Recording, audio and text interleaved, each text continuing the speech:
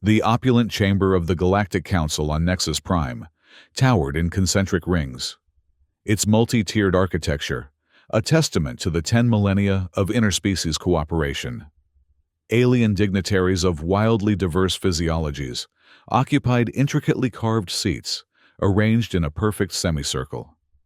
Through vast, transparent viewports, distant nebulae cast prismatic hues across the polished obsidian floors. Ambassador Elena Reyes stood before the assembly, her posture impeccable despite 18 hours of continuous testimony. As Earth's chosen envoy, she had spent 3 decades mastering the nuances of interstellar diplomacy. Her reputation for nonviolent conflict resolution had won her this coveted position. Humanity's first representative to secure observer status within the Council after decades of peaceful trade and tentative diplomatic overtures. Distinguished delegates, Elena began, her translator converting her words into the 27 official Council languages simultaneously. I conclude my cultural brief on Earth's history with sincere gratitude for your patience. Our past conflicts have shaped who we are today, a species that remembers war so that we might cherish peace. High Arbiter Kelrix rose from the central dais, her crystalline body refracting light in cascading patterns. The ancient leader had personally overseen 5,000 years of peaceful expansion, her very cells encoded with the Council's most sacred tenets. Humanity's honesty is troubling. Kelrix's voice chimed like fractured prisms. You speak freely of these world wars, of weapons that devastated entire continents, of ideological schisms that led to mass extinction events.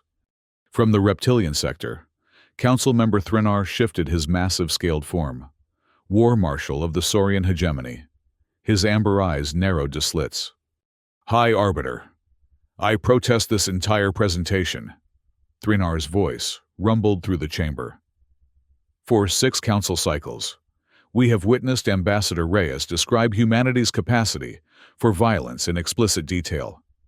She speaks of nuclear weaponry as if discussing agricultural techniques. This is not a cultural exchange. It is a deliberate propagation of violent doctrines among younger Council species. Elena stepped forward, alarmed. War Marshal, with respect, I've simply provided historical context.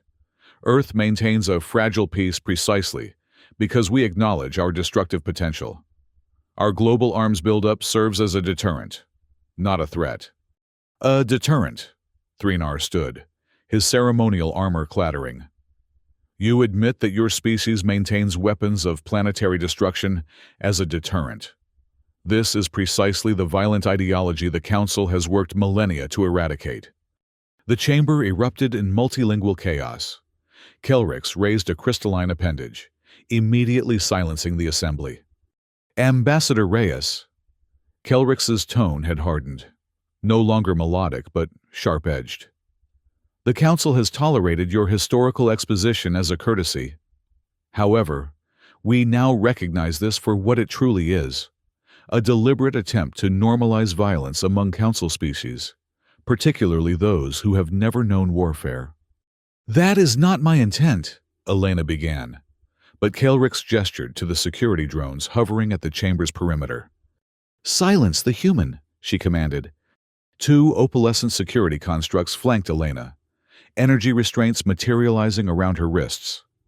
Her translator was forcibly removed, leaving her suddenly mute before the assembly. The Council finds Ambassador Elena Reyes guilty of deliberately inciting fear and potential conflict through the dissemination of violent historical narratives, Kelrix announced. Such actions violate the foundational principles of our 10,000-year peace. The sentence is immediate execution. Elena's eyes widened in disbelief. She attempted to speak, but without her translator, her words emerged as meaningless sounds to the alien assembly. The Council's cameras continued broadcasting, capturing every moment for transmission across their vast interstellar network. As the security constructs dragged her toward the execution platform at the chamber's center, Elena managed to activate a backup communication device hidden within her diplomatic insignia. With fingers trembling beneath the energy restraints, she transmitted a final message. Earth Command, we sought unity, not war. Your choice now. The transmission cut abruptly as Council technicians detected and jammed the signal. But a fragment, a crucial sliver of her final plea, had already begun its 18-hour journey toward Earth.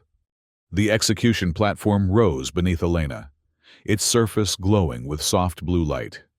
High Arbiter Kelrix approached, her crystalline form now pulsing with righteous certainty.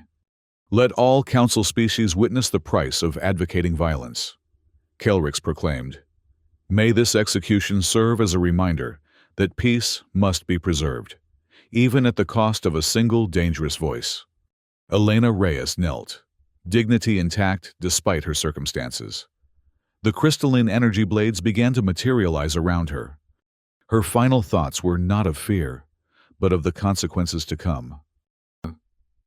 18 light hours away, Earth's Joint Command Center erupted into crisis.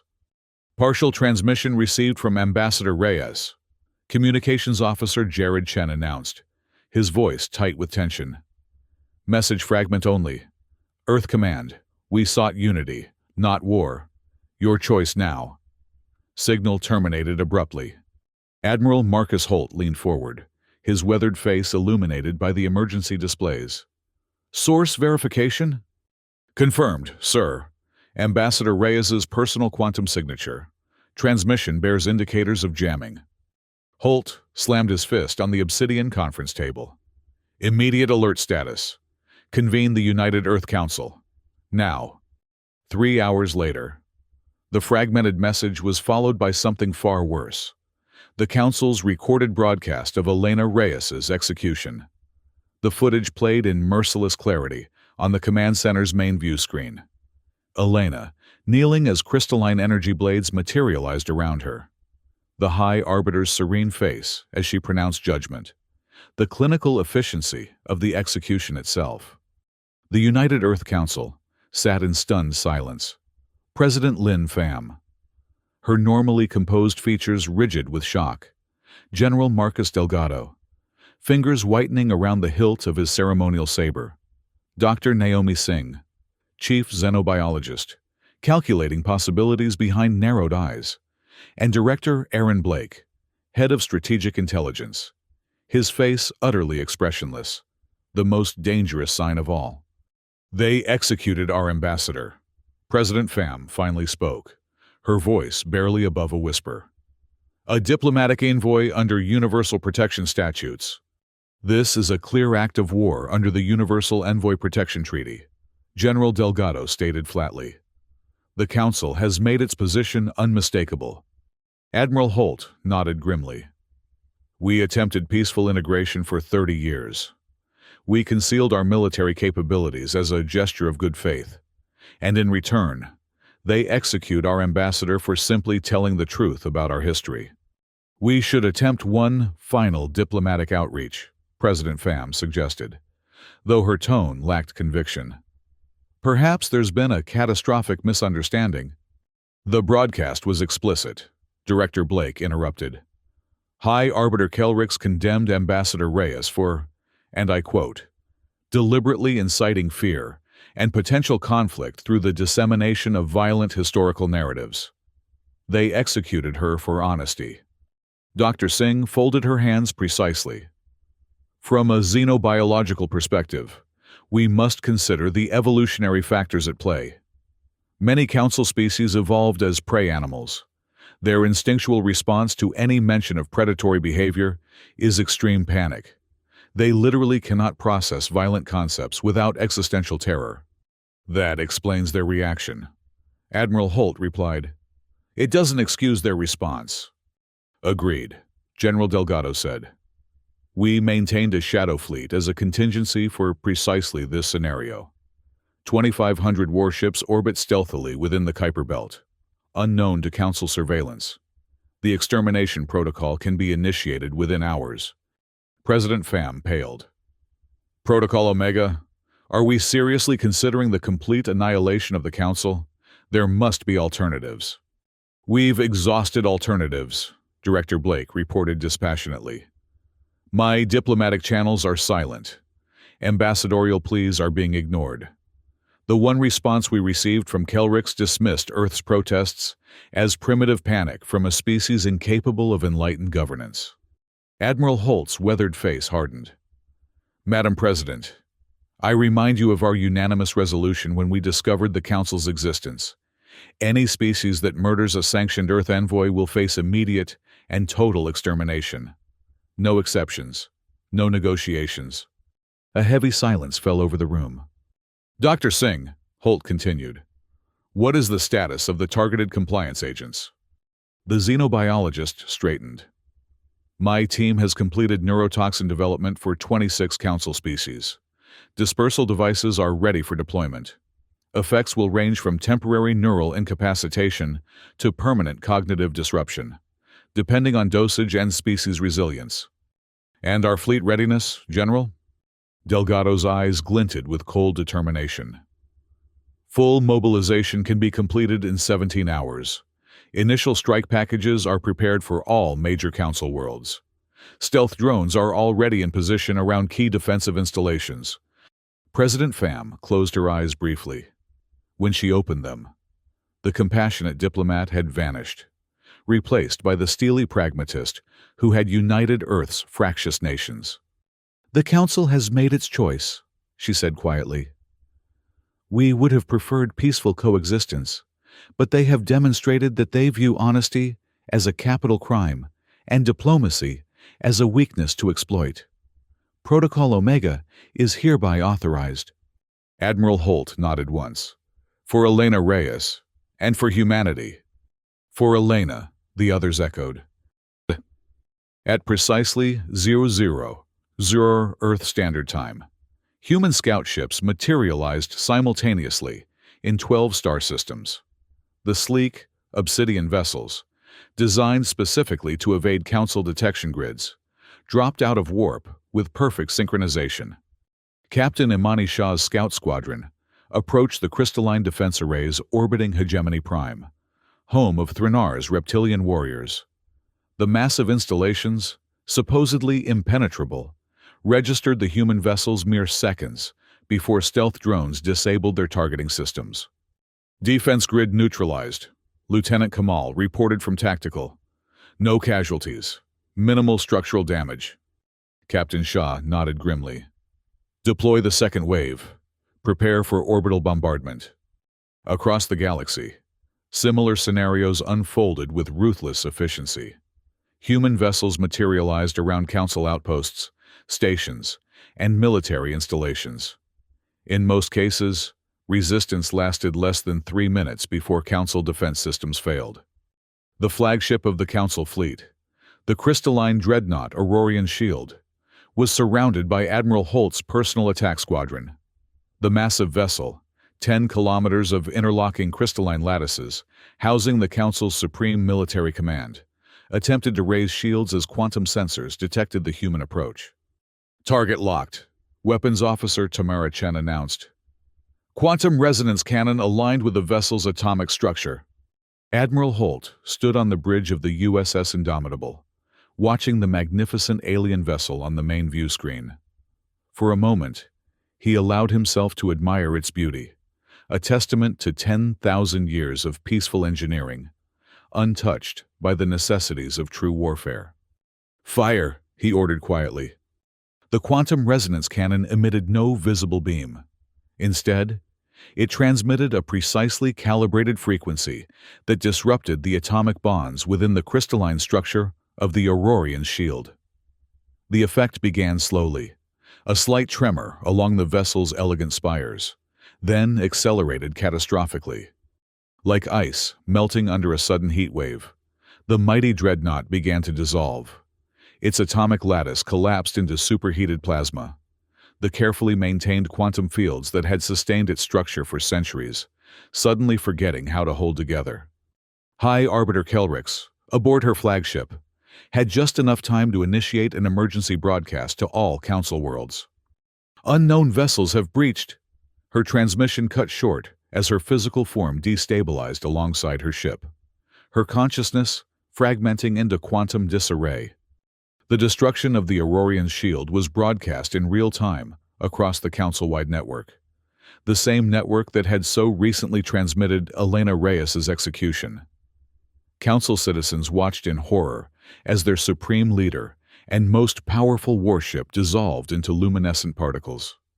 Concurrently, General Delgado's armada assembled above Hegemony Prime. The Reptilian War Headquarters, a sprawling complex of fortress cities spanning an entire continent, had barely registered the orbital threat before precision railgun volleys breached the upper atmosphere, blue-white arcs searing through defensive shields. "Ground assault ready, General," Captain Shaw reported from the lead dropship. "Proceed," Delgado commanded. "Secure the War Council chambers intact if possible. Council member Threnar is to be taken alive." 1,000 elite Marines descended through Hegemony Prime's turbulent atmosphere, their drop pods cutting through clouds like meteors. The Saurian defensive batteries attempted to track the incoming threat, but the humans' stealth technology rendered them practically invisible until impact. Captain Shaw led the 1st Marine Regiment directly toward the central citadel, a massive pyramidal structure of black stone and living metal. Threnar's personal guard met them at the perimeter, their ancient ceremonial weapons suddenly pathetic against Earth's advanced combat exoskeletons. "We come for Threnar," Shaw announced through her suit's translation system. "Surrender him, and your warriors may live." The reptilian guards hissed defiance, brandishing energy-tipped spears. Shaw sighed within her helmet. "Non-lethal protocols," she ordered her troops. "Incapacitate only—" The skirmish lasted 72 seconds. When it ended, 200 of Hegemony Prime's elite warriors lay unconscious, and Captain Shaw's regiment proceeded unimpeded toward the War Council chambers. They found Council member Threnar attempting to rally his remaining forces via emergency broadcast.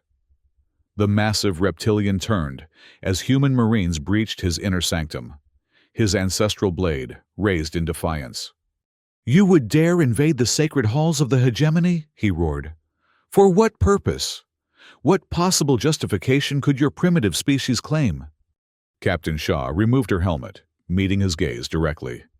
"Elena Reyes." Recognition flickered in Threnar's amber eyes, followed by dawning comprehension. His blade lowered fractionally. "The human diplomat. That is why you bring war to 1,000 worlds?" Disbelief colored his voice. "One life?" "One diplomatic envoy," Shaw corrected. "Protected under universal law. Executed without just cause. We warned you, Council member. Every species that joined your Galactic Council received the same message. Harm our envoys. Face extinction." Threnar's scales flushed with the reptilian equivalent of a sardonic laugh. "You would exterminate entire civilizations for a single death? What kind of monsters are you?" "The kind you created when you executed our ambassador for telling the truth," Shaw replied evenly. "Surrender now. Your communication networks are compromised. Your fleet is destroyed. High Arbiter Kelrix is dead." The massive reptilian warrior stared at her for a long moment before dropping his ancestral blade. The clatter echoed through the silent chamber. "The Council was right to fear you," he said quietly. While naval and ground forces secured key Council installations, Dr. Naomi Singh's biological warfare initiative unfolded with clinical precision. From stealth platforms in low orbit around gas giant habitats, specialized drones released aerosolized neural disruptors calibrated for each gas-breathing Council species. The colorless, odorless compounds drifted through atmospheric processors, indistinguishable from normal trace elements. In the vast gas-mining colony of Aetherius, the Emtherian workers, translucent, balloon-like beings who communicated through complex pheromone clouds, were the first to experience the effects. Their normal industrious movement slowed, then ceased entirely, as the neurotoxins interfered with their delicate neural networks. "Status report," Dr. Singh demanded, watching telemetry from her underground command center beneath the Sahara. Matherian productivity has dropped to 0. Her assistant reported. Atmospheric readings indicate 98% distribution of compound M17.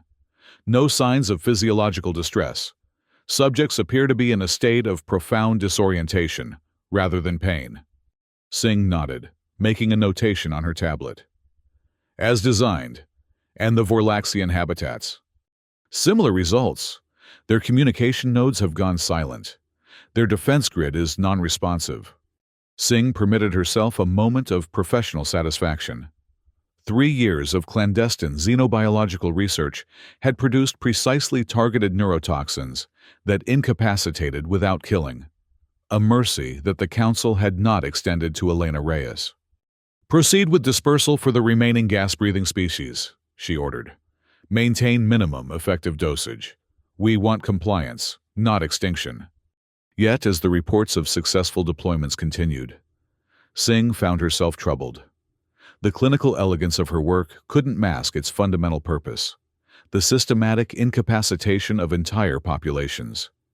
She had entered xenobiology to understand alien life, not to weaponize that understanding. Meanwhile, Director Blake's Cyber Warfare Division executed an equally devastating campaign. The Council's quantum communication network, a marvel of engineering that allowed instantaneous transmission across thousands of light-years, had been thoroughly infiltrated by human intelligence agents, years before Elena Reyes ever set foot on Nexus Prime. Initiate Phase 3. Blake instructed his team from a hardened bunker deep beneath Geneva. Deploy logic bombs in all primary nodes. His specialists executed the command. Throughout Council space, quantum communication relays began to malfunction. Emergency broadcasts cut mid-transmission. Distress calls failed to reach their destinations. The intricate nervous system that connected the 1,000 Council worlds fell into chaotic disarray. Their coordination is collapsing, Blake's deputy reported. Fleet commanders can't receive orders. Planetary defense systems are operating on local protocols only. Blake nodded, his expression unchanged. Implement selective restoration. I want our messages, and only our messages, to reach every Council world simultaneously. Within the hour, billions of Council citizens across 1,000 worlds received the same transmission. High-resolution footage of Ambassador Elena Reyes's execution, followed by crystal-clear images of Earth's retaliatory strikes. The message accompanying these images was simple. This is the consequence of harming Earth's envoys. Surrender immediately or face complete extermination. The final confrontation occurred in orbit around Nexus Prime itself. The human flagship USS Vigilance materialized directly above the Council's capital world, just as the last remnants of their defensive fleet attempted to coordinate a counterattack. Captain Mark Duval stood on the Vigilance's bridge, watching as a dozen Council cruisers formed a protective screen around the planet. They're hailing us, Captain, Communications Officer Eliza Dar reported. On screen, Duval ordered. The view screen flickered to life, revealing a cetacean admiral, one of the whale-like species that had dominated Council naval operations for millennia. His massive form floated in a specialized command tank, tentacular appendages manipulating holographic controls. Human vessel, the Admiral's translated voice boomed. This is Admiral Vortex of the Council Defense Force. Your unprovoked assault on peaceful worlds violates all principles of civilized coexistence. Stand down immediately or face destruction. Captain Duval allowed himself a small, cold smile. Admiral Vortex, this is Captain Mark Duval of the United Earth Fleet. Your council executed our ambassador for sharing historical truth. There is nothing unprovoked about our response. One life does not justify genocide, Vortex thundered. One diplomatic life, protected under universal law, Duval corrected. We warned the Council when we first made contact. Harm our envoys. Face extinction. The choice was yours. Without waiting for a response, Duval cut the transmission. Tactical status of enemy vessels? 12 cruisers, standard Council configuration, Energy weapons, minimal kinetic defenses. Their shields are designed primarily for meteoroid deflection, not military engagement. Duval nodded. Deploy adaptive shields. Prepare to repel energy salvos. The Council vessels opened fire simultaneously, their weapons releasing cascades of coherent energy toward the human ship.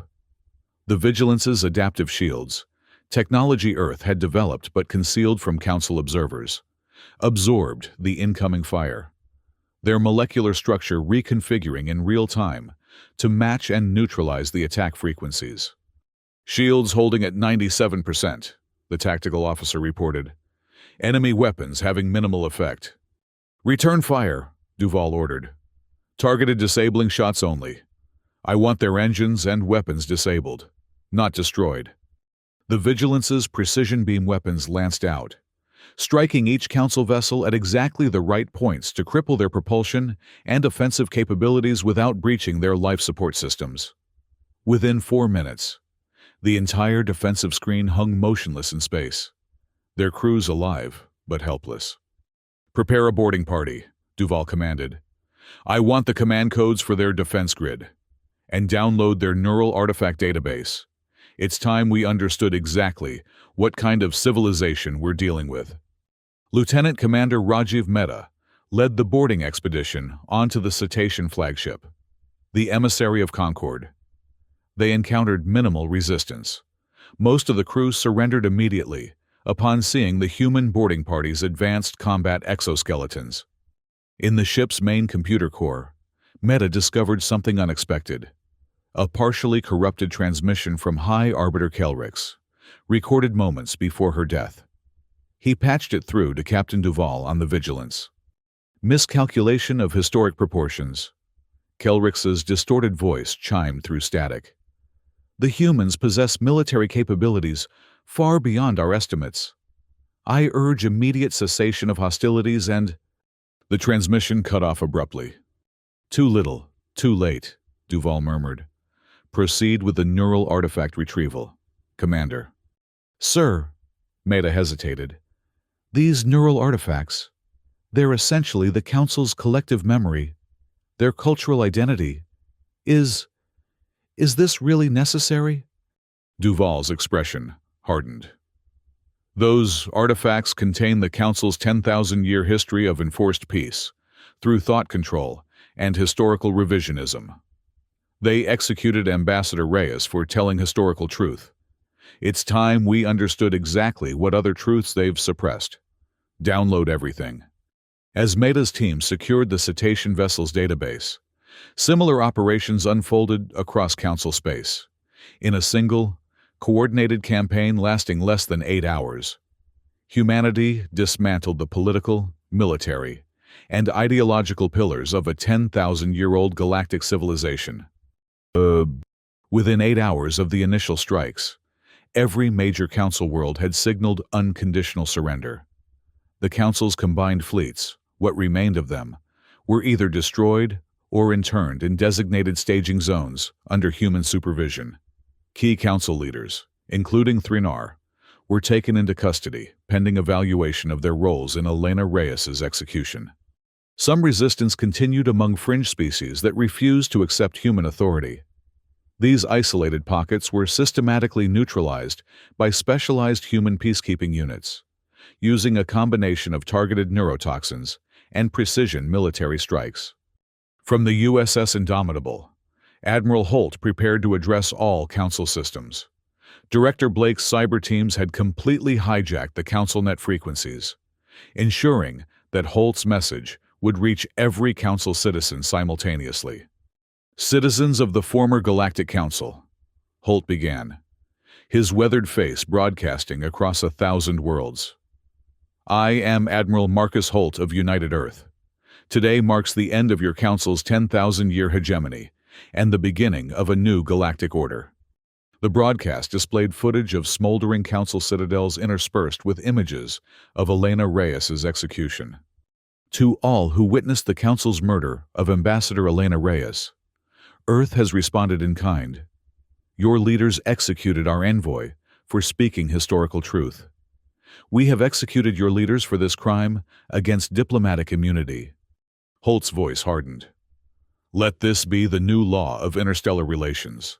Any who harm our envoys will face total eradication. No exceptions. No negotiations. No second chances. The broadcast continued, detailing the terms of the new human-led regime. Council worlds would retain local autonomy, but would submit to human oversight in matters of interstellar relations. Military assets would be surrendered. Technological research would be monitored. And most importantly, the Council's systematic suppression of historical knowledge would end immediately. Ambassador Reyes died bringing truth to your citizens. Holt concluded.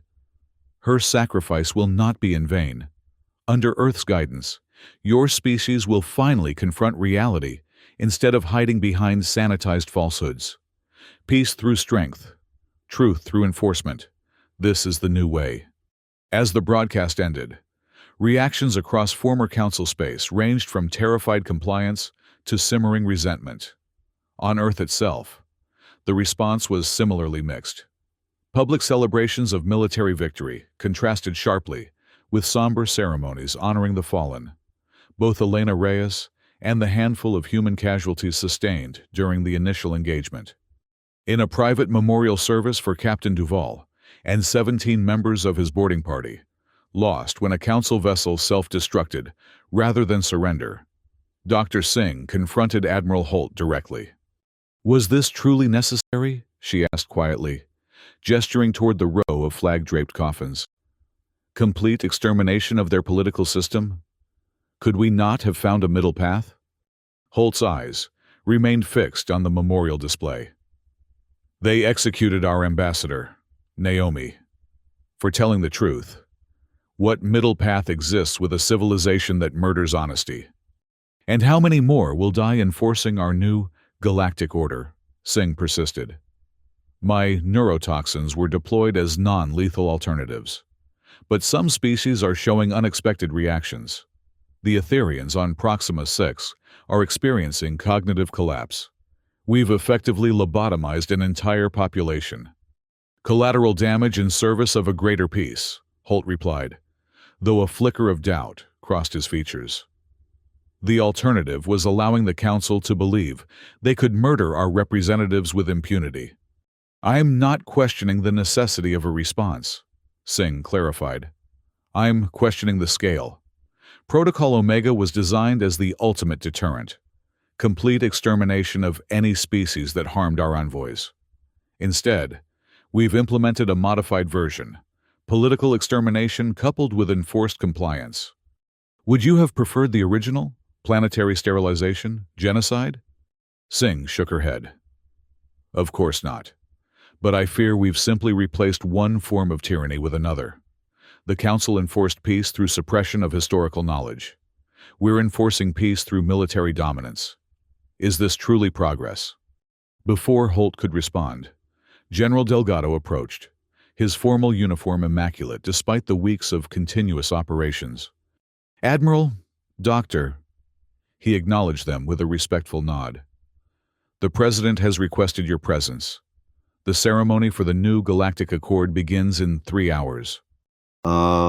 6 weeks after the fall of the Council, Earth's delegation arrived at the ruins of the old Council Hall on Nexus Prime. The once magnificent chamber had been partially reconstructed, though deliberate gaps remained in the architecture, physical reminders of the price of injustice. President Lin Pham led the human contingent, accompanied by Admiral Holt, General Delgado, Dr. Singh, and Director Blake. Representatives from former Council species filled the remaining seats, their manner subdued and cautious. At the center of the chamber stood a new monument, a fractured crystalline obelisk inscribed with Elena Reyes's name and the words "Diplomacy backed by resolve" in 27 languages. President Pham approached the speaker's platform, her expression solemn. Today, we establish the Assembly of Unified Sovereigns, she announced. A new framework for interstellar cooperation, one built on honest recognition of our differences rather than enforced homogeneity. She unfolded a document crafted from Earth paper, a deliberate anachronism in a galaxy of digital communications. The first article of the new Galactic Accord, she read clearly. All species shall guarantee the inviolability of diplomatic envoys. Violation invokes Protocol Omega. A murmur passed through the assembled representatives. The threat was unmistakable. Harm Earth's diplomats. Face extermination. The second article, Pham continued. All species retain sovereign control over their internal affairs, provided such governance does not conflict with interspecies agreements ratified by this assembly. The remaining articles outlined a fundamentally restructured galactic order. Military forces limited, but not eliminated. Technological research encouraged, but monitored. Historical knowledge freely shared, rather than suppressed. And, most revolutionary of all, regular democratic elections for assembly leadership positions. We do not seek to rule, Pham concluded, but to guide. Humanity's history is stained with blood. Yet we have learned from our violence. We now offer that hard-won wisdom to the galaxy, not through sanitized falsehoods, but through honest confrontation with the past. As the representatives signed the accord one by one, Dr. Singh leaned toward Admiral Holt. "Do you believe this will last?" she whispered. "Peace enforced by the threat of annihilation?" Holt's gaze remained fixed on the fractured obelisk bearing Elena Reyes's name. "It will last as long as the memory of what happens when diplomacy fails," he replied quietly. "That's the best any peace can hope for." 6 months after the establishment of the new Galactic Accord, the galaxy had begun to adapt to its restructured reality. Former Council species operated as nominal equals under Earth's guidance, though human-led peacekeeping fleets patrolled key star lanes, ensuring compliance with the Accord. On Nexus Prime, Director Blake oversaw the integration of Council archival data into a universal education initiative. The neural artifacts recovered during the conflict revealed millennia of systematically suppressed knowledge, wars, rebellions, and atrocities carefully excised from official Council histories. "The truth is rarely comfortable," Blake explained to a gathering of xenoeducators. "But comfort is not our objective. Understanding is." Meanwhile, Dr. Singh continued refining her compliance technologies, developing reversible neural modulators to replace the more invasive neurotoxins deployed during the conflict. Her laboratories on Earth became centers for xenobiological research, attracting scientists from former Council worlds eager to explore new possibilities under human guidance. "Our goal is stability without subjugation," she told her international team. The original Protocol Omega was a blunt instrument, effective but cruel.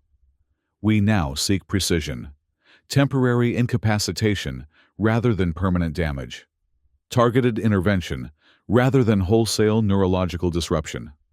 General Delgado, promoted to Supreme Commander of the Unified Sovereign Defense Force, supervised the reconstruction of Nexus Prime's damaged infrastructure. Under his direction, broken citadels were transformed into civilian marketplaces, military installations repurposed as schools and hospitals.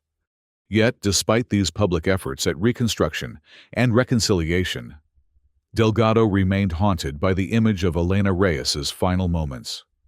In private conversations with Admiral Holt, he questioned the sustainability of their new galactic order. "We've built peace on a foundation of fear," he confessed during a late-night strategy session.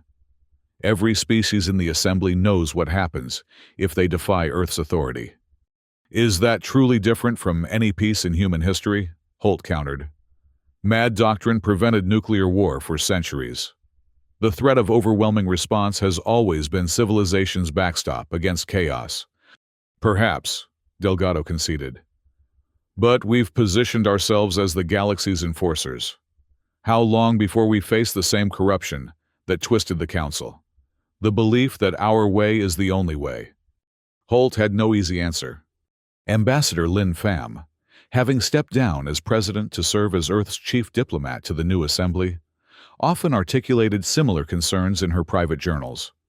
Our victory was born from necessity, not malice, she wrote after a particularly tense assembly session. We honor Reyes's sacrifice, but let history judge whether true peace can endure under the shadow of an exterminate first policy. Despite these private doubts, the public face of the new Galactic Accord remained resolute. Human envoys traveled freely between former Council worlds, protected by the universal understanding that harming them would trigger swift and terrible retaliation. Trade flourished under standardized regulations. Cultural exchanges, genuine ones, not the sanitized performances permitted under Council rule, brought species together in ways the old regime had never allowed. Yet, on the fringes of former Council space, whispers of resistance persisted. Some species rejected Earth's dominance outright, retreating to isolated habitats beyond human patrol routes. Others appeared to comply while secretly developing technologies to counter Earth's military advantage. The Emtherians, having recovered from Sing's neurotoxins, began exploring counteragents that might protect their neural networks from future attack. The reptilian warriors of Hegemony Prime, though officially integrated into the Unified Defense Force, maintained clandestine training facilities where ancient combat traditions were preserved and adapted for potential use against human opponents. These undercurrents of resistance remained largely invisible to the Assembly's official proceedings. On the surface, the new galactic order appeared stable and increasingly prosperous. Former enemies now traded openly. Species that had never communicated under Council restrictions found unexpected commonalities. And the honest examination of historical conflicts, both human and alien, created possibilities for genuine reconciliation. In the grand observatory atop the new Assembly Hall, Ambassador Pham often stood alone, gazing at the distant stars. From this vantage point, the galaxy appeared unchanged. The same constellations that had witnessed the rise and fall of countless civilizations continued their eternal dance. "Was it worth it, Elena?" she whispered to the emptiness. "Did your death purchase something better than what came before?" Only silence answered. But in that silence, Pham found a strange comfort. The galaxy continued. Life adapted. And perhaps, someday, the peace enforced by Protocol Omega might evolve into something deeper, a genuine understanding between different minds, built not on fear, but on the honest recognition of shared vulnerability. Until that day, human ships continued their vigilant patrols.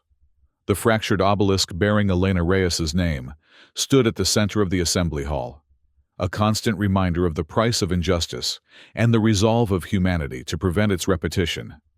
And far beyond the established trade routes, in a newly charted star cluster, a fleet of human and former Council ships coasted side by side, tentative allies exploring the unknown together. From a distance, they appeared unified, a symbol of the new Galactic Accord's promise of cooperation through strength. Yet, in the void between distant stars, flickers of unrest continued to grow, the inevitable resistance to any imposed order, no matter how benevolent its intentions. The cycle of peace and conflict, of dominance and rebellion, continued its ancient pattern, even as humanity believed they had finally broken it forever. The galaxy watched and waited to see what would emerge from the ashes of the Council and the shadow of Protocol Omega: genuine unity, or simply a new iteration of the old pattern: peace maintained by the credible threat of extermination. Only time would tell, and the stars, as always, kept their silence.